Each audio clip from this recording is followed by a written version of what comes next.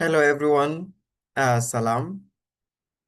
I hope you're all doing well. You had a great day. For those who are in the East African time zone, and for the SU team that are just starting their day,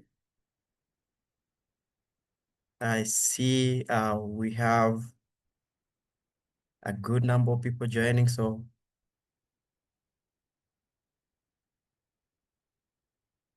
welcome all.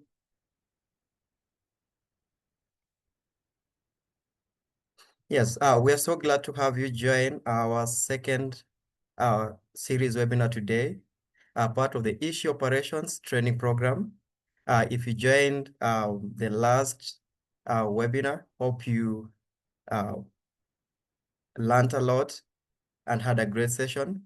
For today's session, we are going to cover best practices for running a university-based multimedia studio, which is a more technical deep dive into how ASU support high-volume academic media production, from the studio setup and scheduling to managing on-camera presence and editing at scale, which I believe some of you have started practicing.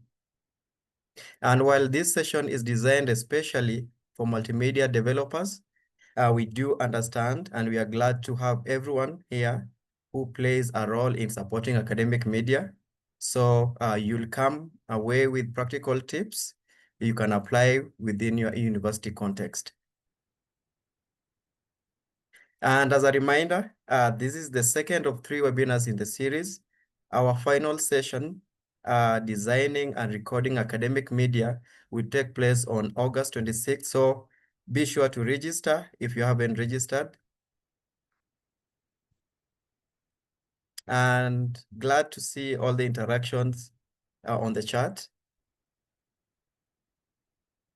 As your MC for the day, I'll be generous with my time. I'll give each one of us about 20 seconds to just, on the chat section, mention your name, your institution, so that we see who has joined the webinar and the institution you present.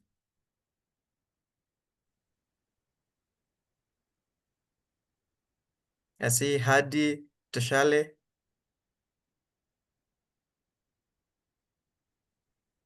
Great to see Grebrin Hailu.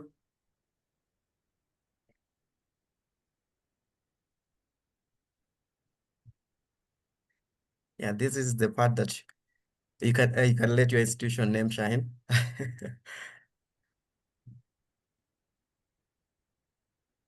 Perfect. And we have the chat section where all the interaction will be taking place.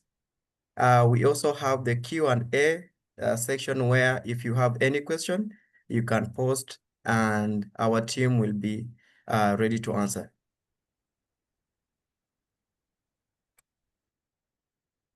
And now let's welcome back our presenter.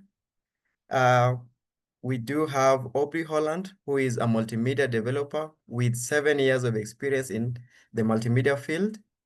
For the past 3 years, she's been part of the innovative academic media team at EdPlus at Arizona State University, working as a multimedia developer for the Study Hall project.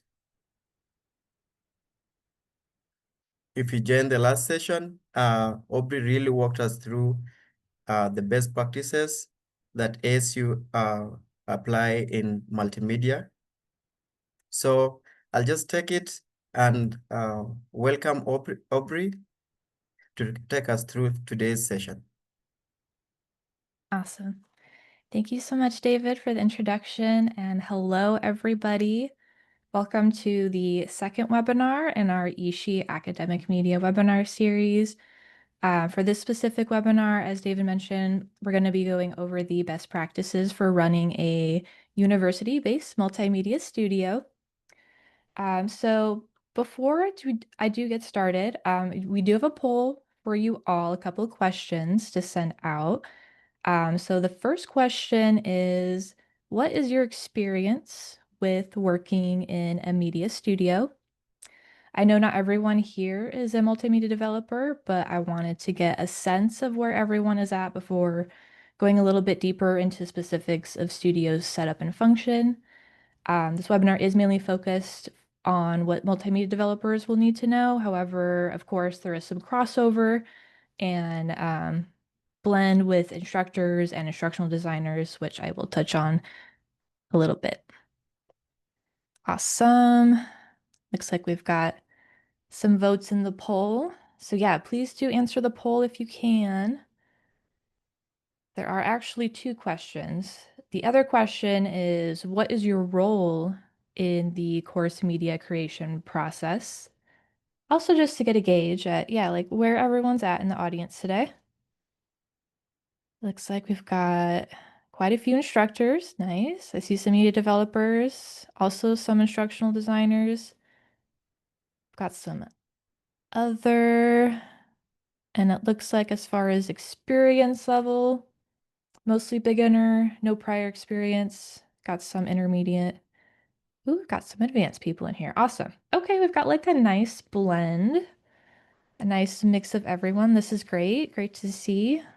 Yeah, it looks like primarily instructors. Okay, great. Awesome. Well, thank you all for filling out the poll.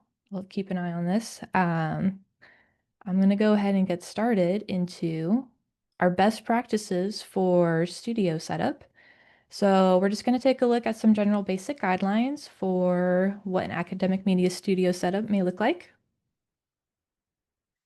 I know the Ishii studios are set up for the most part. However, I think it's important to have at least a baseline knowledge of all of these main categories that we as multimedia developers work with.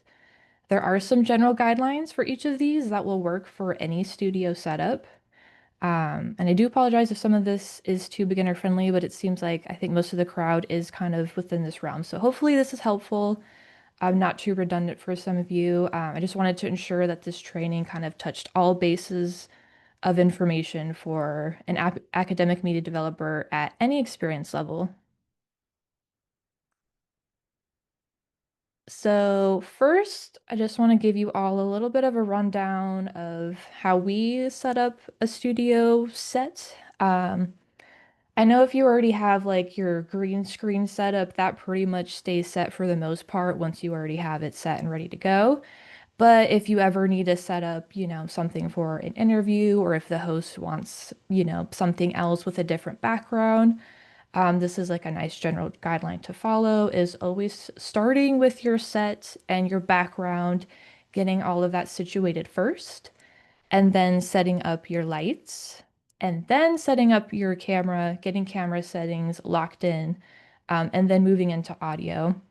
This will save you time in the long run, because if you need to adjust lights after you have your camera set, then you might need to change some of your camera settings or adjust the camera just because, one change there is going to affect everything else. So first, let's go into the green screen setup because this is going to be the bulk of what we work with. Um, Really, it's just ensuring that your green screen is set up properly in the sense that try to get out any wrinkles or folds in the green screen material if you can. I know there's lots of different materials everyone has and uses in their studios for a green screen. Like the one in our Sky Song studio is a little bit more of a like a plasticky material versus the one in this photo, which is our Studio A green screen, is a little bit more of a fabric material. They all have different qualities. If the fabric ones tend to not reflect light as much, so that's, I would say, a positive to those. And they're a little bit easier to keep wrinkle-free, and they don't like dent as easily as the more plasticky type backgrounds. And then you're also just going to want to ensure that before you even start to record anything, that the green screen is just lit well. It's very hard and annoying and will take a lot of post-production time if your green screen is not lit well because you'll get some shadow areas that just won't pull through smoothly when you try to key it later in post-production. So it's just better to get it just set and ready and pretty much perfect as can be in camera before recording, before just moving forward and trying to fix it in post. I do also want to note it's important that your faculty knows to not wear super small patterns. The pattern that is shown here is actually okay because the stripes are just large enough, but I would say anything smaller than that, or like an herringbone pattern, might be too. The pattern, it just has a weird like moire effect with the camera.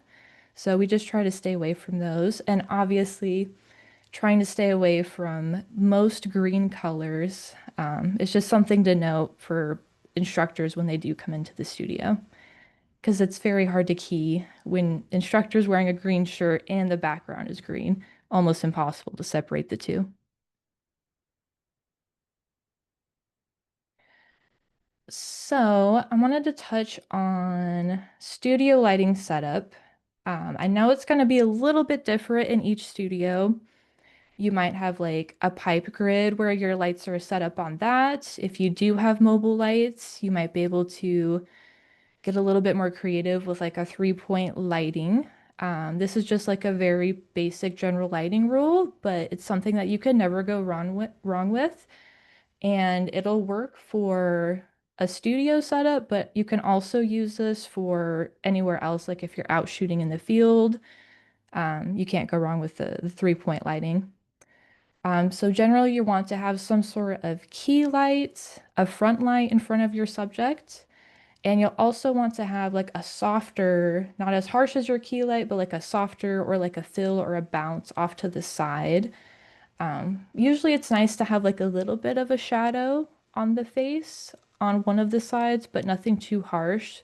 So that is what that fill is for, is just to fill in the shadowy side of the face that the key is not quite hitting.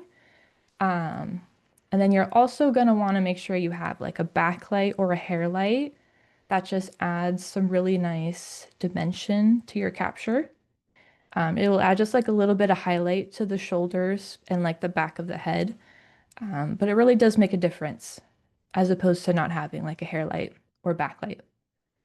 But overall, really the goal is to have a well-lit face, no weird shadows on the host or the background. So that's why it's important just to make sure after you get your set up, really take the time to make sure your lighting is where you want it and where it needs to be before proceeding into recording. Because it's always a hiccup and takes so much time to try to fix things in post, excuse me, as opposed to doing it right during recording. Take a sip of water real quick.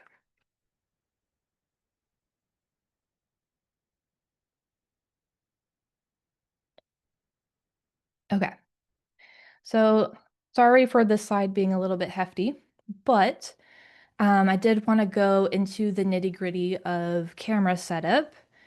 And I know equipment can change and cameras, vary, but generally these are some like basic setting adjustments that you'll want to pay attention to across any board. Um, and then these variables can change from shoot to shoot too, as far as like if you change your set or the lights or camera positions, even if you change your lens, you're just going to want to make sure you go back to all of these settings and make sure everything looks good. Make any adjustments that you'll need to any of these. So I would say after you have your set ready, your lights are ready, you want to set up your camera. First, a part of that is, making sure you have the framing that you want, making sure that there's not too much headroom or anything. And then you'll go into making sure the shot is lit correctly in camera. So you want to first start off with checking your ISO. I always start with that because I feel like it's the baseline. You never want a super high ISO. I always start with going as low as I can first and then adjusting everything else after. And if I still need more light, I can go back to ISO and try to adjust from there. Excuse me. Um, and then typically we stay between a range of 4 to 800 ISO in our studio. But of course, it's really going to depend on your camera's capabilities. Some cameras will sit better at a different ISO range. Some cameras do really well in low light, but I would say for the most part, in a studio setting, you want to keep it within the 2 to 12,000, or sorry, 1200 range.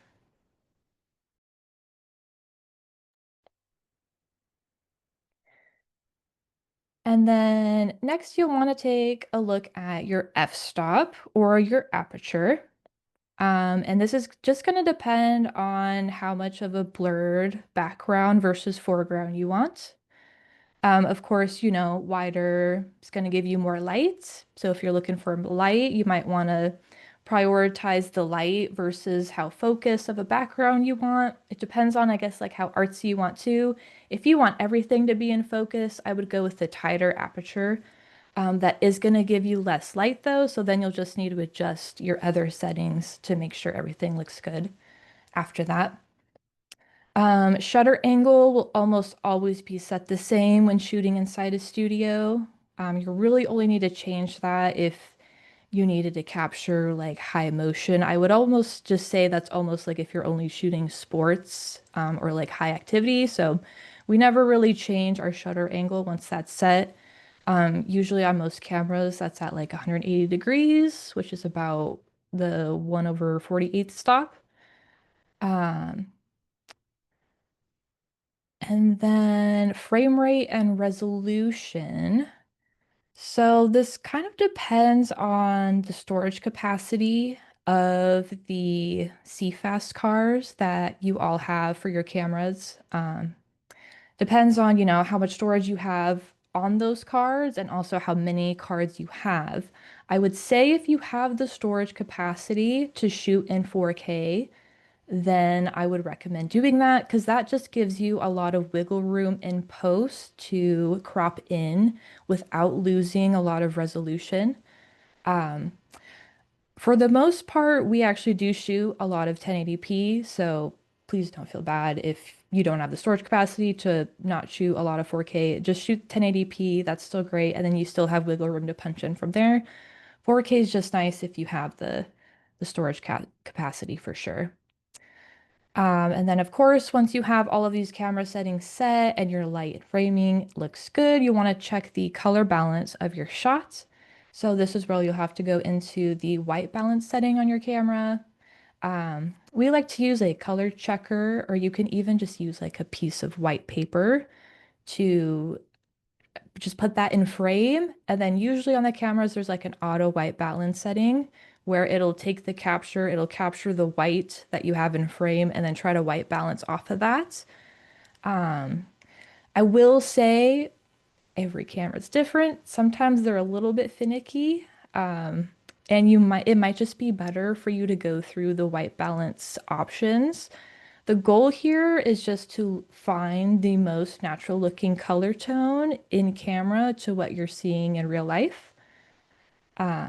But I would still primarily go off of like what it looks like in camera if you are using like an external monitor or anything. Because sometimes on different screens, your video might look, a lot more contrasty. It might look drastically different. It's good to pay attention to that. However, I wouldn't say that's the end all be all. The most important thing is to see what it looks like in camera, because that's really going to be what you have to work with in post. And then I also did just put down here, yeah, like if you're looking for cooler tones, like if you see that your shot's like a little bit warm, there's a lot of like yellows and oranges, and you want to cool it down a little bit. I would maybe, if you can manually set your Kelvin, your color range, maybe turn it down into that 3200 to 5000 Kelvin range. If you're like usually indoors, the color tone tends to be a little bit cooler. So if you're looking to warm that up, you can bump it in between the 5200 to 6500 range.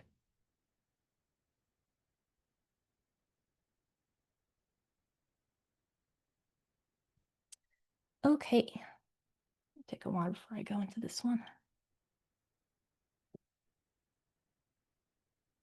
So audio setup, it's hard, of course, to get like super, super specific, but these are some great general guidelines to follow with any studio audio setup. Um, It's really important and key to, of course, have a quiet area to record your course media. Sometimes building noises are out of our control. And, if there's like a restroom right next to your studio, you might have to deal with plumbing pipe sounds, which is what we have in our Sky Song studio. However, what we have done to help mitigate that is we have a lot of sound dampening materials around our studio, like on the walls. You can use like foam pads, which help a lot. There are also a lot of great post-production plugins and even Premiere audio presets that can help with some basic, general room noise. I would say if there's any huge like bumps or something that's very noticeably that you just tell that it's there when you're like playing it back in the recording, then I would try to either fix that sound if it's an ongoing issue. Really, yeah, you should just probably just fix the sound if it's like if it's like a big issue. If it's something like if it's just like a little bit of room noise or you're getting like a little bit of ring, usually that's something that you can take out with like a plugin. So I wouldn't fret if it's something too small, or if you have like a little bit of reverb in your room, it's totally doable to take that out in post. If you have a lot of like booms or if, somebody's banging on the wall, then you'll want to try to either pause the recording, re-record, do what you can to make it as best as you can. For our green screen recordings, we use a single boom mic on a stand. So that's really the bread and butter, excuse me, of the audio setup for green screen recording. For an interview or like a panel session, or multiple people, we'll usually use lav mics and or tune boom mics. Of course, you're going to want to set up the boom mics not facing each other, facing different directions, so you don't get any weird signal interference. Um, but primarily, you all are probably going to be using a one mic setup for your instructor in the studio. And typical optimal recording levels through an interface and in camera should be between around -20 to -6 decibels.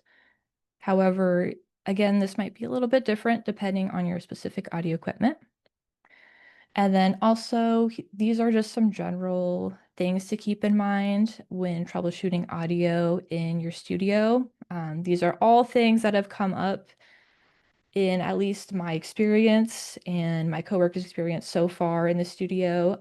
There's always some like little tech gremlins that, may happen. Something might go wrong. So it's just always good to check. Of course, check cables, check connections on everything. You want to check your in-camera audio settings versus if you're using an audio interface, check those settings versus your audio interface settings. There might be a disconnect there.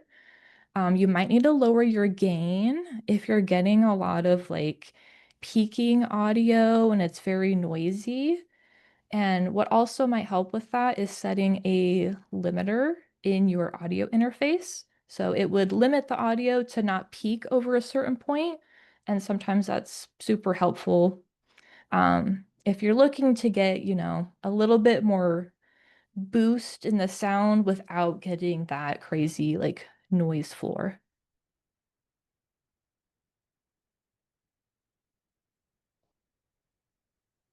All right. So now we're going to talk a little bit about how we run our studio appointments and some tips about this process.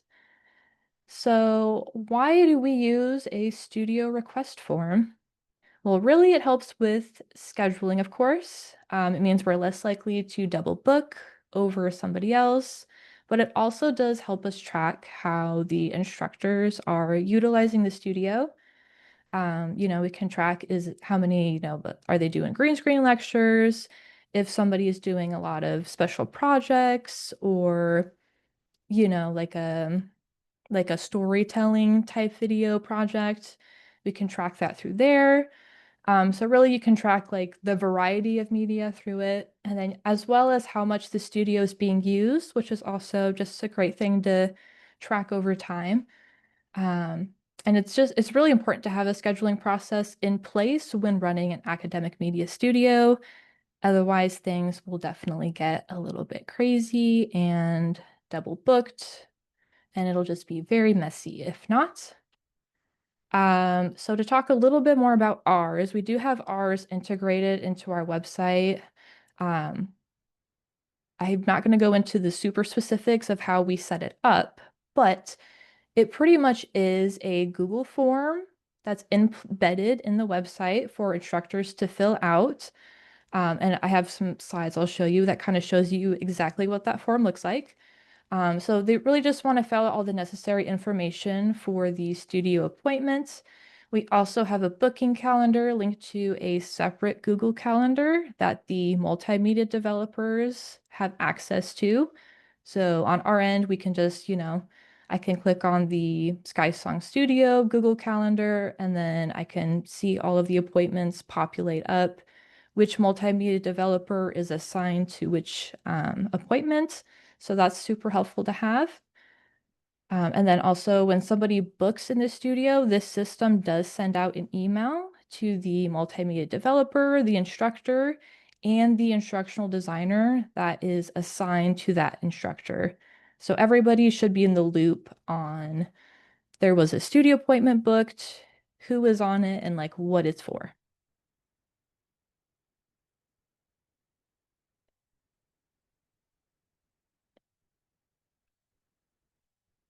So here are, might be a little hard to see on the screen, but hopefully you all can maybe see this in the deck afterwards or blow it up. But pretty much we're just asking for, department.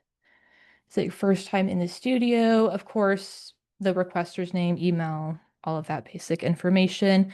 We do have a place to add the instructional designer because we want to know who the ID is. And then are your slides in a preferred format? I mean, we do redesign for slides, so this might be a little bit different for you all depending on what you want to offer. Um, of course, we have first time in the studio is really good to know just because that'll give a signal to the multimedia developer, if they need to take a little bit of extra care with this instructor, it being their first time recording and whatnot, and just what to expect from that. Oops, let me go back.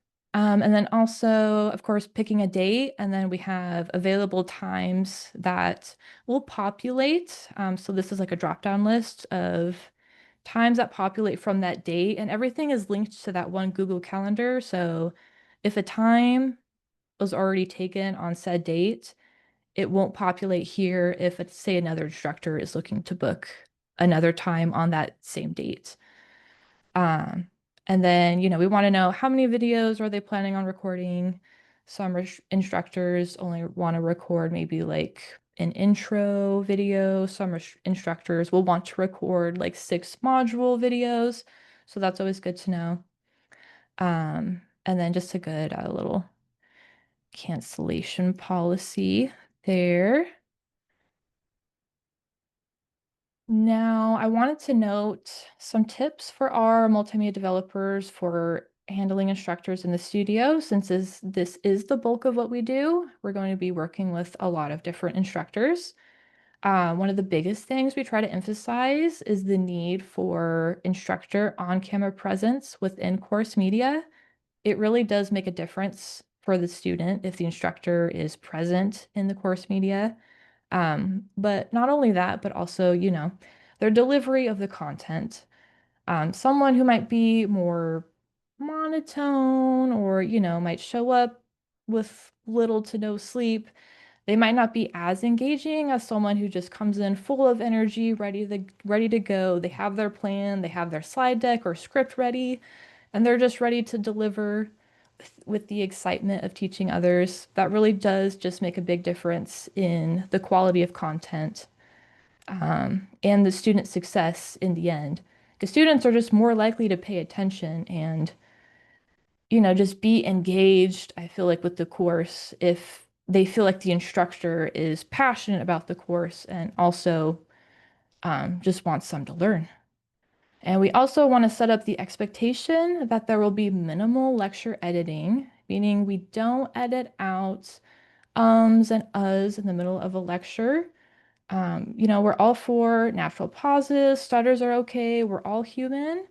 And for the sake of efficiency, we can't go through multiple lectures editing out every filler word. That would be way too crazy. And also, the edit would be a little bit too crazy as well. Now, I will say, obviously, say an instructor is like a sentence or two into a paragraph, but they're reading off a script. They make a big mistake as far as like, I don't know, misreading a word, or maybe it's like way too long of a pause. Of course, they can, let the multimedia developer know that they want to restart the paragraph, just go back like a little bit and restart that section. It's just good to note that you can take pauses, and these videos are going to be cut up to a certain extent.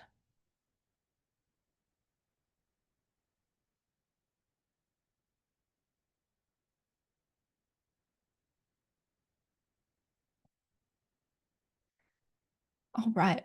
So, some tips for improving on-camera presence. So, I have two POVs here, instructor POV and the multimedia developer POV, because it really is a team collaboration between the instructor and the multimedia developer. So instructors are there to record the best media possible for their course, and it's our jobs as multimedia developers to help them achieve that and make it look and sound as good as it can. Oops. So instructor POV, it's just good to be prepared with your script or slides before your appointment. You never want to show up to your appointment and, spend the first 30 minutes or so finishing up your script or slides, because I feel like that always is just noticeable in the end product. So just best to be as prepared as you can be if you can.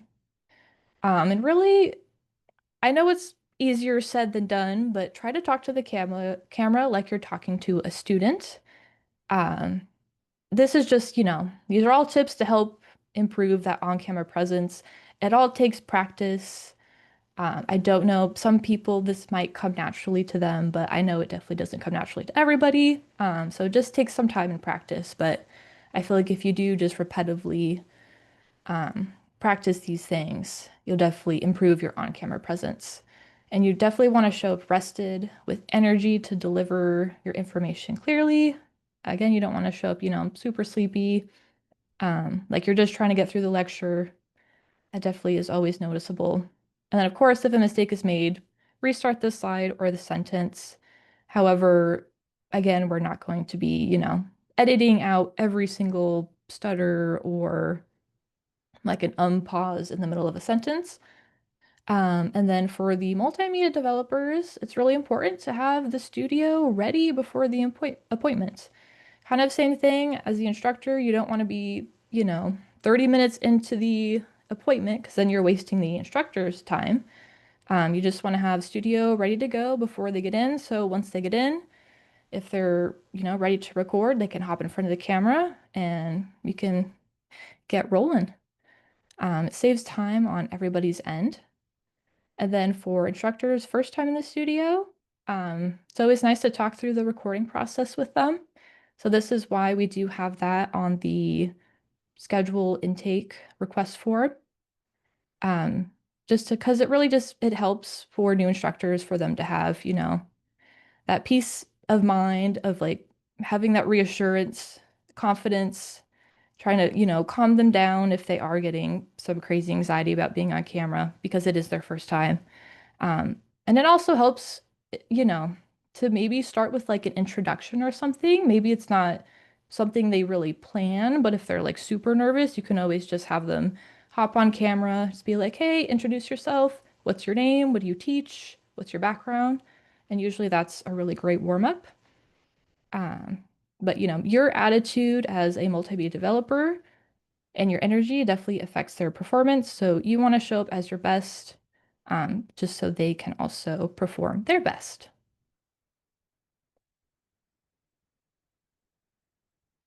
All right. Now we're going to move into how to create course media at scale. Since we want to be as efficient as we can, while also, of course, understanding normal human limits and boundaries. There's going to be a lot of course media that media developers are going to need to create. So here are some tips on how to do that efficiently. First, of course, we're going to talk about the green screen recipe. This is the bulk of what we do is the green screen lecture content. So to achieve what we see here on the right, with the instructor in the corner and the lecture content in the background, you'll want to record both separately, of course. So you'll have your footage file of your instructor, the green screen footage, and then you'll also have your screen capture file recorded separately. Um, we do have two studio computers to achieve this, so I just want to note that. But it is important to also make sure you're recording audio on both of these, just because in post, you'll be able to sync the audio from both of those files super easily with Premiere. There's an audio sync function. It's just like as easy as highlighting all the clips. It's like a right click and then it's audio sync. So super easy and quick to do that, but that'll save you some time as opposed to trying to line up where the instructor, is at in the slide deck versus where they're actually speaking in the green screen footage. But once you have everything lined up and synced up in your sequence, you'll want to add a color matte underneath your footage files. And again, that's just in Premiere as easy as adding a new item and then it's color matte. And then I usually use just like a white. You could use a different color if you choose. This is just to really help you see what you're keying out and if there's any lingering shadows or highlights or places on the green screen that didn't quite get keyed out, then you'll need to go into your key settings to kind of tweak it and make sure it's as perfect as it can be. But once you have the color matte in place underneath your footage and the lecture content footage. Then you'll want to add the Ultra Key effect within Premiere and apply that to your instructor green screen footage. And this kind of goes over a little bit more detail of what I mean by that. So I do use the Ultra Key effect within Premiere to key. As far as output, I always set it to composite. When choosing your key color, you're gonna want to choose, I usually go for like the medium to dark green because I feel like it's always easier to get out the lighter. Say you have like highlight or hot spots on your green screen, I feel like it's easier to get those out in the key as opposed to getting out the darker shadows. So just trying to choose a green color. Of course, that's also like the majority of your key is also important, just so that it makes it a lot easier to key.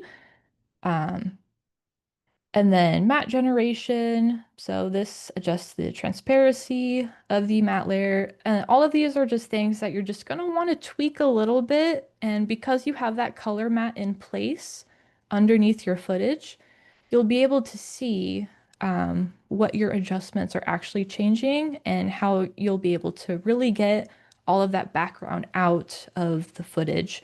So then it's just your host and nothing else. Of course, important to really go into each of these sections. You'll want to go into all of these, the matte generation, the matte cleanup, spill suppression. I don't really use color correction too much. I have only used this if your green screen is spilling a lot of green onto your host. And that might just be a simple fix as like moving your host a little bit more forward away from your background so the green isn't quite spilling as much on them. But again, just like an option there in case you do run into that issue.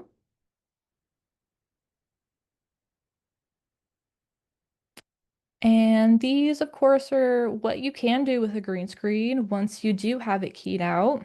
Of course, this first one in the top left Basic lecture content is going to be the bulk. However, if your instructor wants to get a little bit more creative and maybe they have more of a storytelling style to a lecture, you can add in a photo background.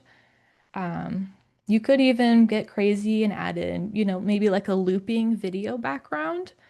You can have other photo pop-ups. You can do whatever you want once you have your background keyed out. So that's why the green screen footage is really awesome and versatile for course media.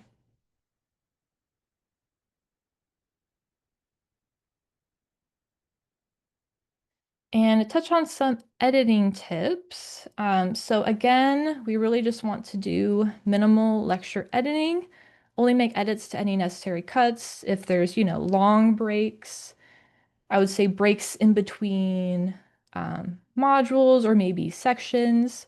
Usually, if an instructor is recording multiple modules, we will stop and end the recording for each module just so because it's going to be a separate video anyways. So just keeping that separate as opposed to doing one long, huge recording for the whole session. That will also save you some memory doing it that way. You're really going to want to utilize the hotkeys and saved editing workspaces within Premiere. So, I would just look up what the current Premiere hotkeys are, maybe remap anything if you have any preferences, and then with the editing workspaces, what I mean by that is at the top, there's a little tab for workspaces. I believe it's under Window. I'll have to add that into this deck a little bit later just to show you guys, but once you go into that, you can move around all the windows in Premiere to how you like it. So say you're color correcting a lot, you always want to have your Lumetri color panel up on the side. You want to have your project panel up, maybe on a specific screen if you have like a multi-screen setup for your editing. So you can really get like creative with how you want things and save that workspace. So every time you open up Premiere, it opens up exactly how you have the saved windows. If you don't do that, it's just going to default to the default Premiere editing workspace, which is also okay if you like to work in that. I just like to get a little bit more custom with that because I feel like it helps if I have everything laid out as opposed to going in and needing to search for every window every time that I'm editing a video. And also, I just want to note how key project file management is for just ensuring that nothing gets lost, everything is easily found. You want to make sure you have separate designated bins for everything within your Premiere project file. Just be as organized as you can because I'm sure your later future self will thank you when you have to go back maybe into a project to re-edit something or find something. It should be really easy to find if you have your graphics all in one place, your raw footage all in one place, and all of that. So file management and naming conventions. Um, and this is really I would leave it up to your team or your department and how you think you want to name things and what the best, naming structure would be. But I would just stick with a singular naming structure and make sure everybody on the team knows that naming structure and sticks to that. So then it's really easy if you're searching for something you can just, you know that, okay, we know the first bit is going to be the course name. I'm looking for Psychology 101. And then say you're looking for a specific instructor video, you can just type in the instructor's name and then it should pop up. Because this is kind of how we structure our course media files here. Again, I wouldn't say this is the end all be all. If you want to change this naming structure, please do. But um, it's really key to have the course name in it and the instructor name.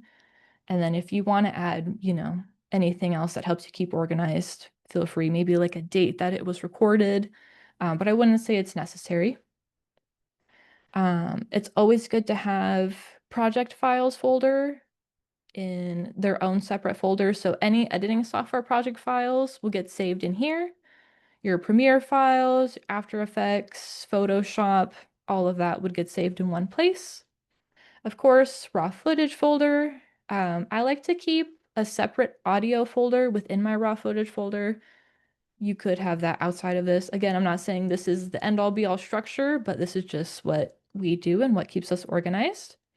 And then, of course, separate folders for B-roll and graphics. You could add these into a single one, but really keep your graphic assets separated from your raw footage. Just keep everything organized.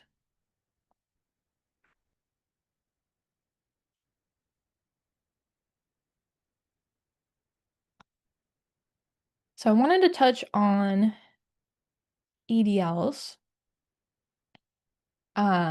They can be super helpful for projects that do have a lot of B-roll or a lot of extra editing and graphics needed. They're typically only used when faculty need more edits and B-roll added to a video, but it does really provide clarity for what they want and where they want it. EDLs are created from a script from a video and are typically the faculty responsibility to fill out the content needed for the video since they are the subject matter experts. That's not to say that they can't seek assistance from the multimedia developers.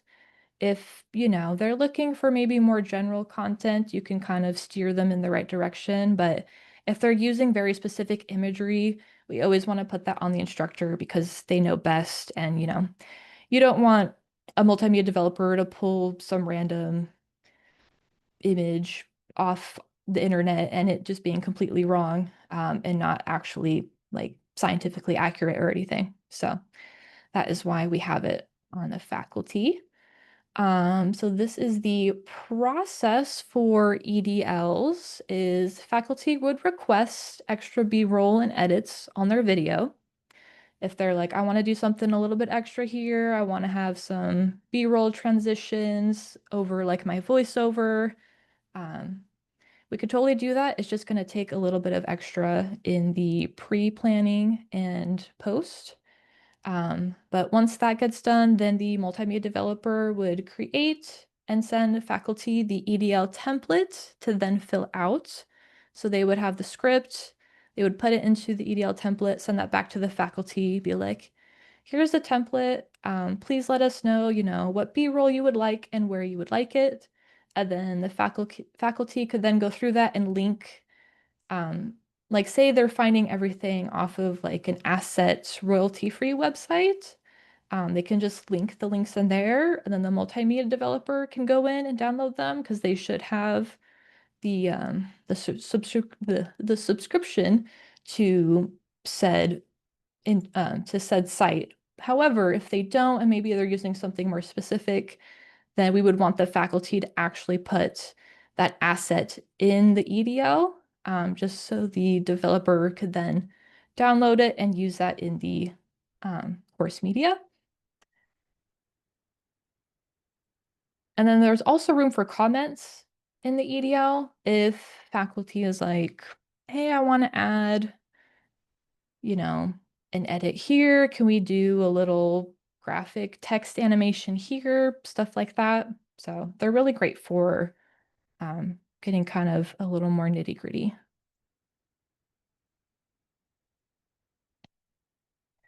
So here are also some accessibility considerations for multimedia developers to keep in mind when creating graphics or adding text or imagery to your course media. We really just want to keep in mind cognitive load considerations for students because sometimes simpler is better. Using less decorative imagery throughout course media videos and just really using what is necessary unless it's a little bit more of like, a storytelling type lecture. Use the imagery when the media calls for it, but don't just add it just to, add it sort of thing. But we do want to have captions, high contrast, a really just clear, readable font like Arial is great. Um, And then as far as captions, there does need to be some faculty remediation of captions to ensure specific verbiage is, spelled out correctly. Again, they are the subject matter experts, so that is why we're kind of relying on them to make sure everything is looking good. If it's, a little bit more of a intense lecture. And then text, I really want high contrast, clear, readable fonts, avoiding too much text on like a single slide or graphic on your video, and then using title or sentence casing. And then for imagery, if faculty is using like a very specific image for their lecture, we do ask them to audibly describe that visual, just so we can, put that in later as an accessibility consideration. Because again, subject matter experts, we aren't always going to know what to put in the description for every image. So, especially for videos, it's great for them just to audibly describe what it is, just so we have it. And that is something to also keep in mind before they get into the studio and record their lectures. Also, good to know, less is more. Again, only adding images when needed and only using high quality images. So, nothing blurry and no clip art.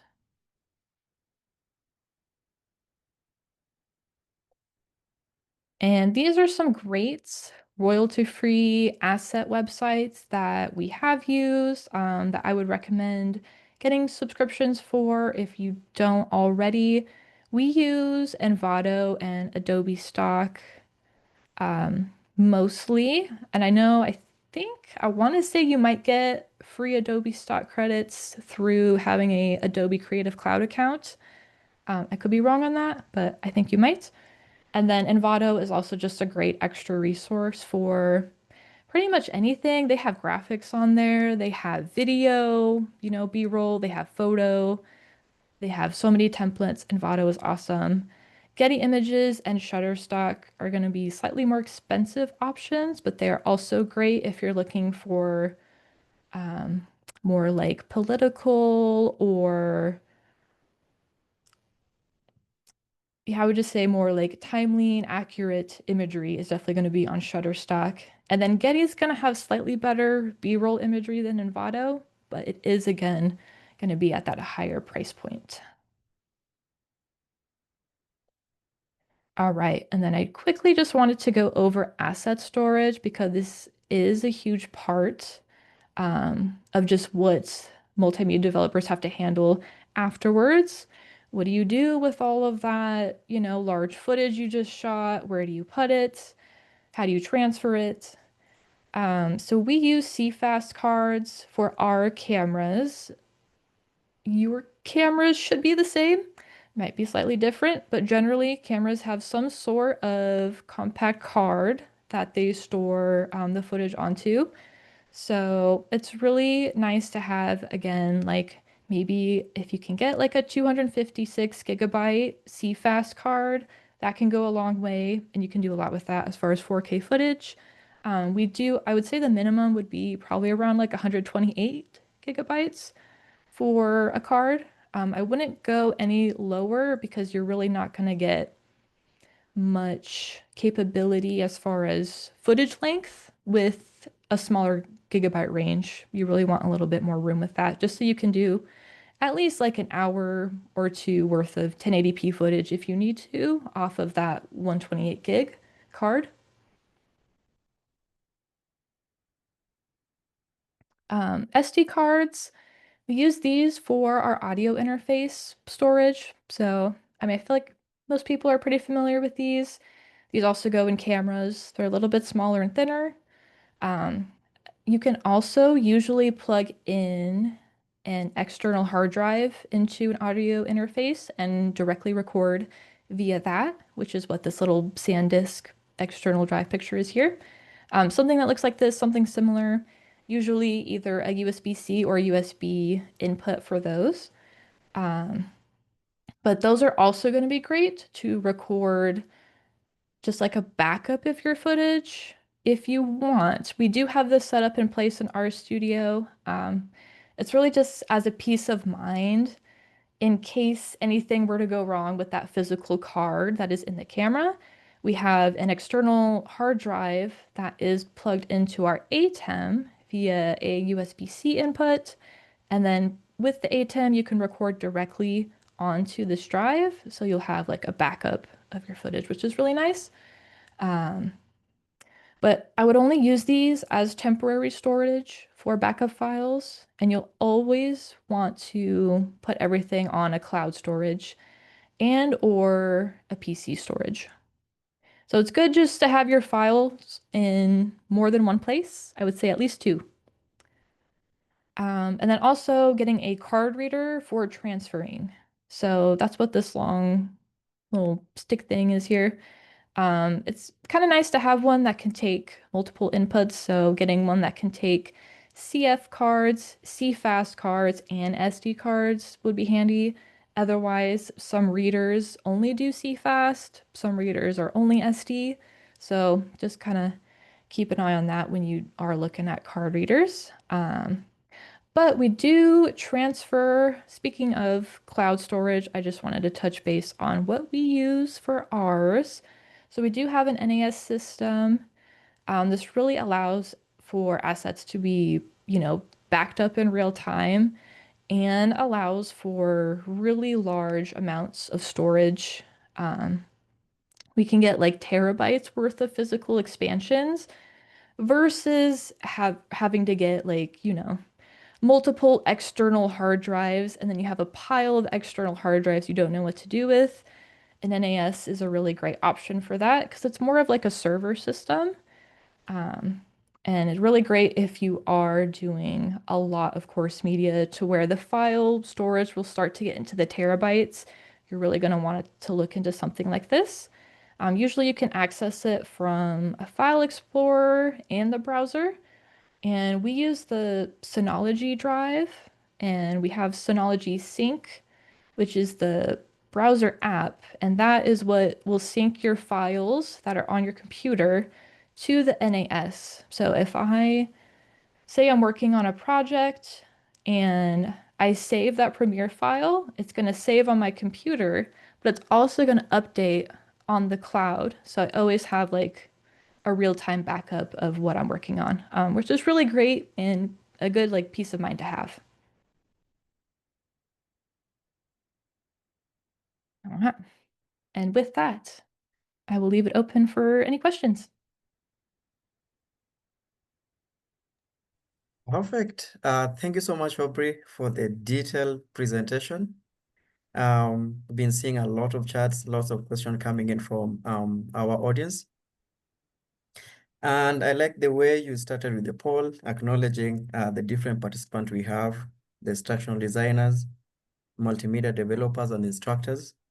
And I see lots of questions coming more so when you are presenting the slide on the camera setup. It looks like it was really comprehensive, detailed, and some of the participants were a little bit confused. Is this something that I'm supposed to be handling? Who should be doing this? Could you elaborate more on the process and the collaboration between the instructors, multimedia developers, and instructional designers in creating this content? Yeah. So, I guess we'll go back a little bit there. So, instructors really what they're handling and what they need to bring to a studio appointment is to have their presentation ready.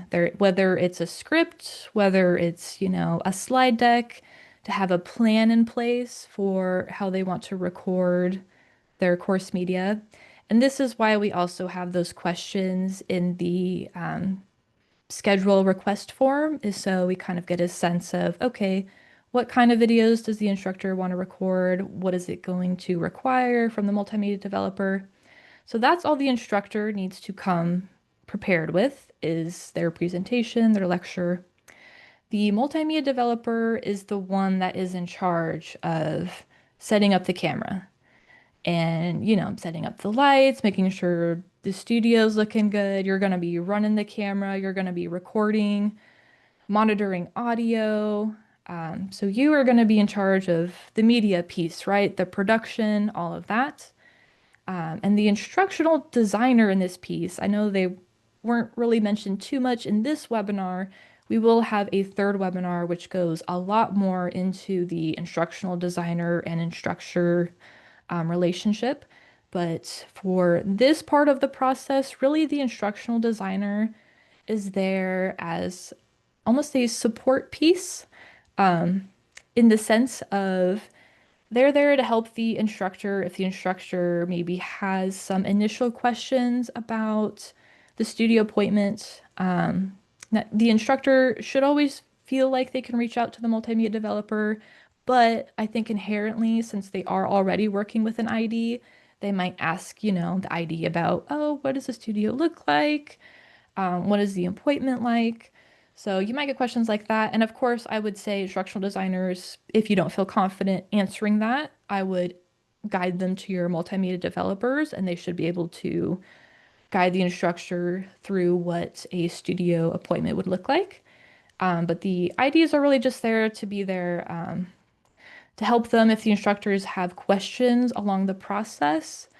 And, I guess if there's any questions as far as should I do this type of media for the course? Or should I do these types of lectures for my course? Because that's really what they're there for, is to help you build that course media. But I wouldn't say that they're going to be a huge piece in the actual recording of the content. That's mostly going to be on the instructor and the multimedia developer. I Perfect. hope that kind of answers it. Mhm. See, there's a lot of collaboration. I mentioned preparation for the content materials, the multimedia developer supporting the instructor, and the instructor making sure that they come on the studio with the right attitude. Yeah. And I also saw a follow-up question.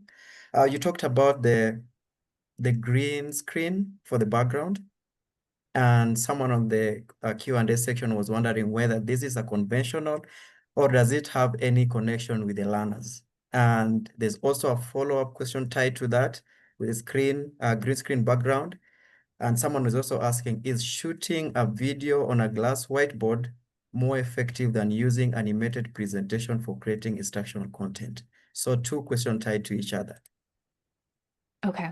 I'm going to quickly answer the second question just because it's fresh in my mind. Mhm. I would say no to is what shooting on a glass whiteboard more effective. First to that, I feel like it'd be hard to mitigate reflections depending on your light setup. And I feel like that in itself would be a little distracting with the glass reflectiveness of the whiteboard.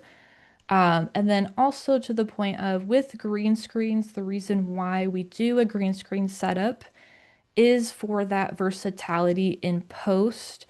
We can put the lecture content behind the instructor if they want that. If they want like a nice, maybe room looking background, we can put them in a room Mhm. by making it look, as realistic as we can. Obviously, I feel like everyone can kind of tell it's green screen, but we can make it have a certain feel or vibe if they want, like a cozy living room, or maybe they want like a cityscape behind them. There's just a lot you can do with green screen versus shooting on like a solid background, whether it be on like a whiteboard or even just like a wall. And then could you repeat that first question for me? So the first question was the green screen for the studio background. Is it conventional or does it have any connection with the learners? I mean, I would say it's conventional. Mm. Okay, perfect. And I think I'll invite Elizabeth to weigh in on this one. I see lots of chat from different participants from some institution who are not quite sure whether they have all the resources on the studio in the institution. So if you could just elaborate on where do they start? Is there a hub? Is there a cluster? Institutions? Yeah. Yeah, thanks.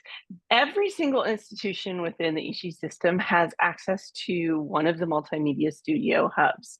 So there are currently seven. I do not have the breakdown of which universities are supposed to report to which hubs. And I believe they're still working out exactly the procedures of how to access that. But those are definitely two details we will include in the final multimedia course that we develop, and that link of how do you access, who do you contact to do that. But I do know I saw a couple of other questions about what happens for those universities that don't currently have a multimedia studio. And I know there are some conversations happening at the ministry level at what can be done to support those institutions. And because we know it is, the more institutions that have a multimedia studio, the easier it is. Not to put you on spot, Aubrey, but do you know enough about the One Button Studios to kind of explain what it is? Yeah, I know like a general amount to probably at least give you a little bit of a rundown of what it is. So we do have a one button studio on our west campus, which is a little bit of a farther away campus compared to the Tempe studio. But that is really supposed to be like a self-sustaining, self-sufficient studio in the sense of we don't have a multimedia developer running it. It is just like a kind of with the name, it's a one button setup little studio. It's meant to be for instructors to just schedule a studio time in there to go in, solo record, with, it's the same thing with a camera. You'll have your screen in front of you. You can still have your lecture content. But it's really just to help with instructors that can't make it to our other campuses, um, just to kind of help, bridge that gap between, oh, hey, I can't have high quality media. I can't come in to record because I can't make it to campus. Well, if we have, more locations, and more flexibility with the studio setups, then I think that really helps just improve the media overall. Fabulous. Thank you for that. And I know that is one of the things that's being investigated is how to get more universities to have at least that kind of a setup. So yeah, this is the conversation is not over in terms of the seven multimedia studios. That it's definitely a lot of them are looking into kind of what alternatives are there. So thanks for that question, David. Perfect. And I see lots of requests for the recording. If you'd like to access this recording, as well as the previous webinars, they will be updated on the eShe Learning Resources page that has been shared on the chat. And there will be a follow-up email on the link as well. And Aubrey, you mentioned about the royalty-free assets. So there's some cost involved, and I think also Elizabeth can weigh on it, cost involved during the process. And someone mentioned about the cloud infrastructure. It comes with lots of cost that some of us don't have access to. What would be the recommendation on how to start, whether it's small, how do we proceed?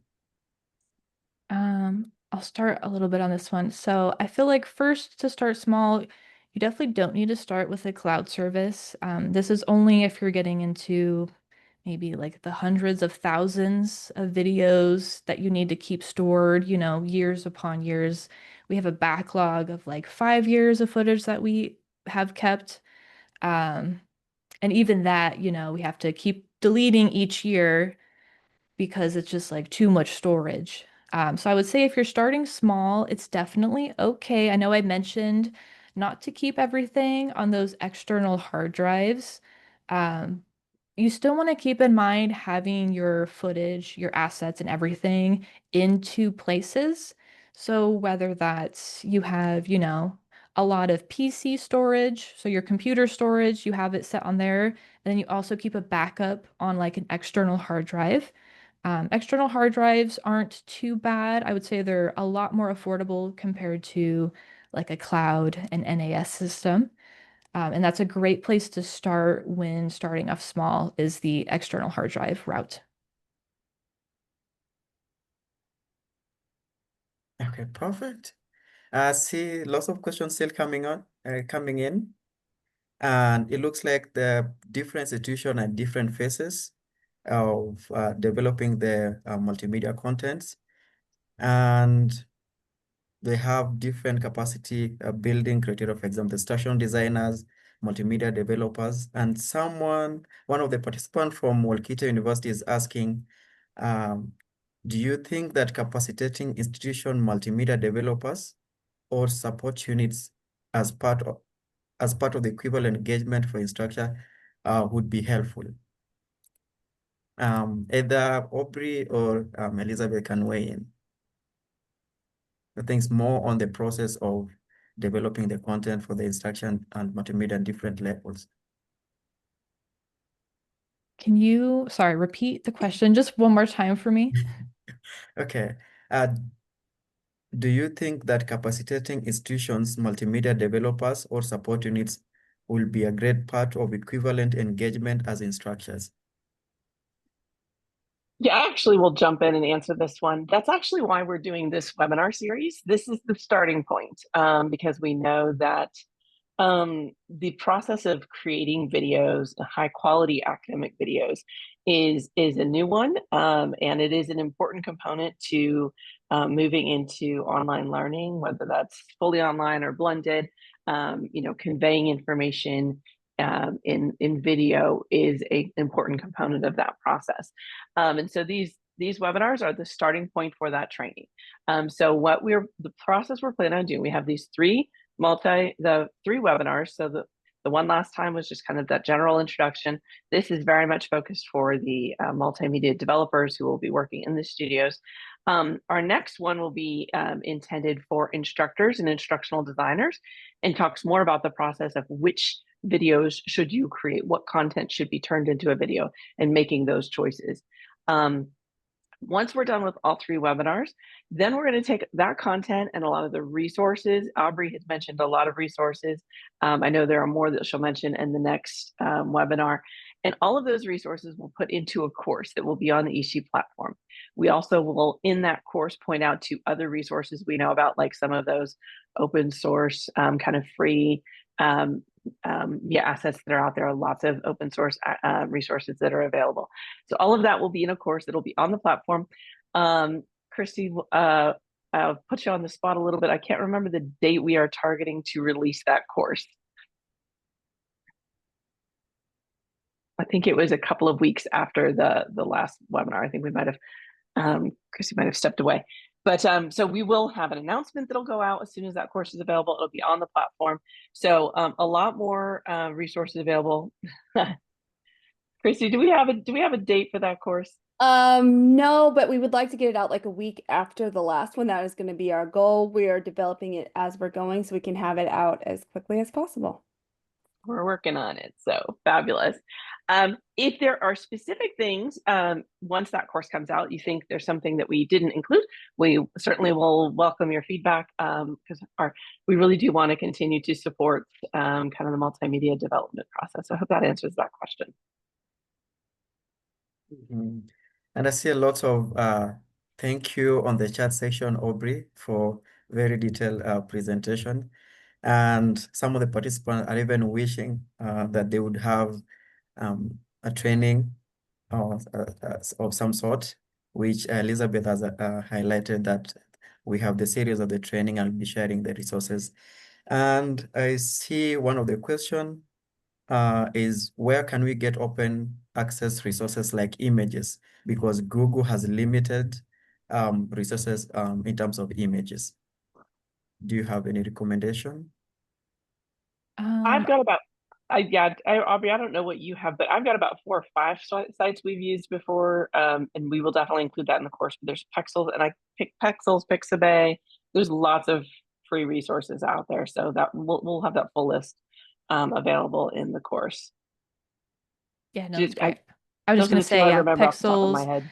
I was going to say, if you do have an Adobe Creative Cloud account, definitely take a look at some of the Adobe stock, because I'm almost positive you get a certain amount of free credits for something in there. And also, if you need more like historical imagery, I have found Wikimedia actually has a lot of copyright-free historical imagery. Great call out. Perfect. I think we've covered the main questions, and most of the questions were so connected. So at this point, I'll invite Elizabeth to share more on the upcoming webinar, the resources, and how we'll share the recording as well. Yeah, we have shared in the chat the link for the survey. First of all, we'd love your feedback on what you found helpful about today's webinar and any suggestions you may have. The e-learning resources site has all of the recordings for all of the webinars we've put on, not just the multimedia series, but also our coffee chalk series.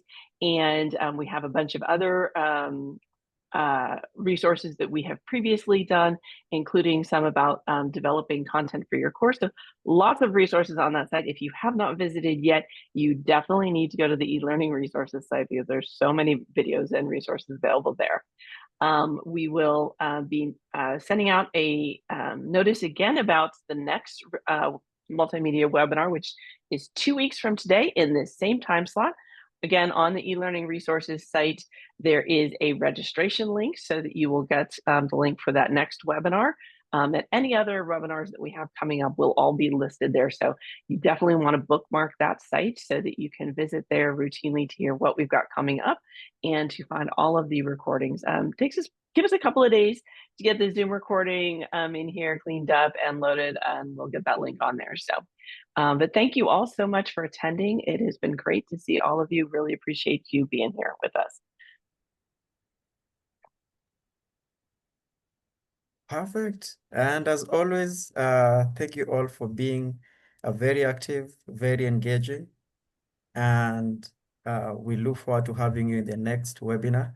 I don't know whether, Aubrey, you have something to say as we end the session. I just want to say thank you so much, everyone, for being here. And I do wish you the best on your multimedia journeys, instructor journeys. And I'm sure I'll see some of you in the next webinar. Perfect. Have a Thank you great day, all, everybody. and have a good day.